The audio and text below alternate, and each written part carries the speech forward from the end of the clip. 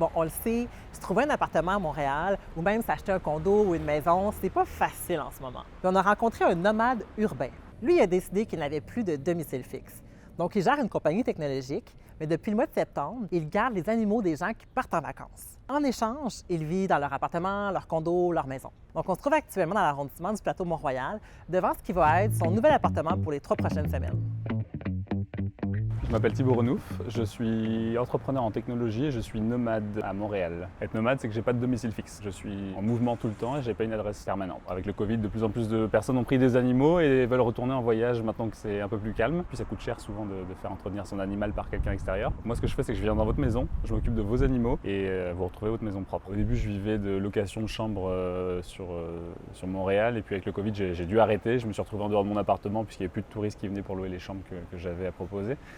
Et je suis parti de Montréal, je suis parti quelques mois à l'étranger, retourner dans ma famille. Et puis en revenant, il fallait que je me reloge, il fallait que je retrouve un endroit où habiter. J'avais plus le goût de réembarquer sur des meubles, sur un bail, sur tout ce que ça peut vouloir dire, sachant que avec le Covid, ma perception aussi a un peu changé. Je puis commencer à imaginer que je puisse ne pas être toujours dans le même quartier, toujours dans la même ville, et pouvoir me déplacer comme un peu au hasard des rencontres, et puis aller garder des maisons à la ville, à la campagne, au Québec, en Ontario, aux États-Unis ou même pourquoi pas dans les Caraïbes. En trouvant une application qui s'appelle Trusted House Sitter, j'ai pu trouver un appartement pour arriver ici. Et de fil en aiguille, en fait, de bouche à oreille, j'ai rendu service à des amis, puis à des amis d'amis, puis l'application m'a permis de trouver d'autres locations. C'est principalement à Montréal que je suis localisé parce que j'ai mon entreprise à Montréal. Je voyage quand même 2 semaines, 3 semaines parfois à l'étranger, comme au Connecticut, au Massachusetts, où je vais partir regarder des chiens et des chats à la suite.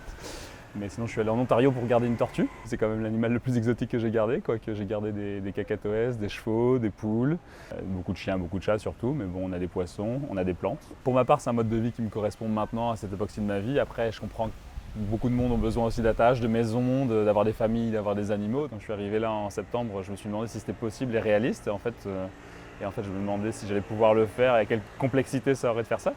Puis finalement, je me rends compte que je suis obligé de refuser des offres, donc je me dis que le modèle est intéressant quand même. Le processus aussi personnel de dématérialisation est intéressant. Donc j'ai aucune idée de combien de temps ça va durer, mais pour l'instant, j'y prends du plaisir. Et puis je me vois bien continuer un petit moment, et peut-être pas même qu'en Amérique du Nord.